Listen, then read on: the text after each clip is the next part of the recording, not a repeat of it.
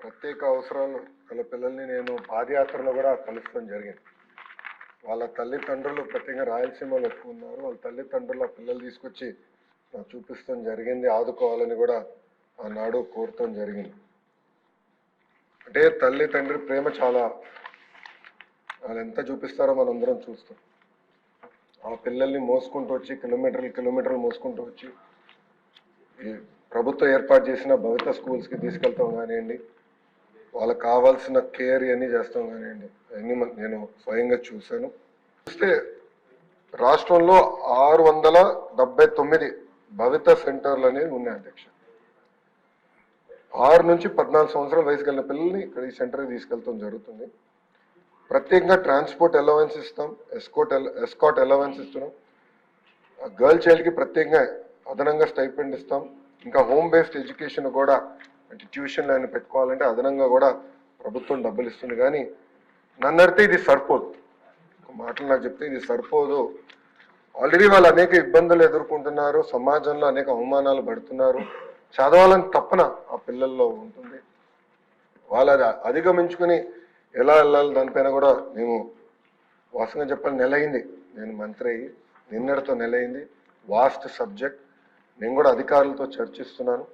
ఈ 1:10 ఎట్లా సాధ్యమవుతుంది, అంటే యూనిట్ ఎట్లా చేయాలి, ఇంకా తల్లిదండ్రులు ఈ పిల్లల్ని దూరంగా తీసుకెళ్ళగలుగుతారా లేదా, అది ఎట్లా చేయాలనే దానిపైన మేము కూడా చర్చిస్తున్నాం. మొన్న కూడా మీరు చూశారు అధ్యక్ష, ఐఐటి ఎన్ఐటి స్టూడెంట్స్ వికలాంగులు, అంటే వాళ్ళు అనేక అవమానాలు ఎదుర్కొంటారు సమాజంలో. అలాంటిది చదవాలన్న పట్టుదలతో చదివి టెక్నికల్ రీజన్ వల్ల ఐఐటి ఎన్ఐటిలో వాళ్ళకి అడ్మిషన్స్ రాలేదు. దానికి మేము ఎతికి 1992 ఒక ప్రత్యేక జియో ఉంటే అది కోట్ చేసి యుద్ధ ప్రాతిపదికంగా జియో ఇస్తే సుమారుగా 45 మంది పిల్లలు ఈరోజు ఐఐటి ఎన్ఐటికి వెళ్ళారు. అది ఈ ప్రభుత్వంకున్న చిత్తశుద్ధి. వచ్చిన తర్వాత ఫోటోలు వీడియోలు కూడా తెప్పించుకున్నారు. స్పెషల్ కేర్ ఇవ్వాలి అధ్యక్ష పిల్లలకి, అంటే ఎలాంటి సందేహం లేదు. అంటే వాస్తవంగా శ్రీకాకుళం విజయనగరం వరకు నా పాదయాత్ర వెళ్ళలేదు.